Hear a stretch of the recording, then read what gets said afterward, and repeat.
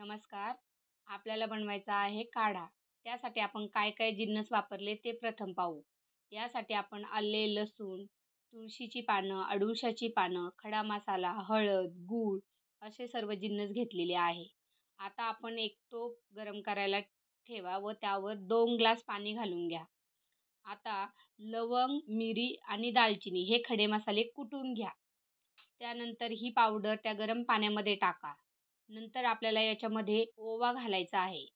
त्यानंतर आपल्याला लसूण आणि अद्रक तोही टेचून घ्यायचा आहे. तो टेचून झाला की नंतर तोही पाण्यामध्ये घालून घ्या. नंतर आपल्याला तुळशीची पाने चिरायची आहे व ती घालायची आहे. त्यानंतर आपल्याला अडुळसाची पानेही चिरून घ्यायची आहे. त्याचा देठ काढून घ्यायचा आहे. अडुळसा थोडा कडवट असतो, त्यामुळे ते 2 ते 3 पानेच घाला.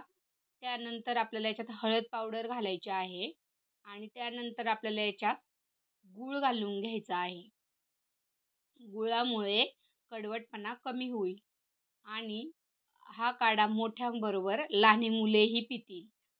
तुम्ही हा काढा आता या सर्दीच्या दिवसामध्ये सर्दी, कफ, खोकल्यासाठी नक्की ट्राय करून बघा.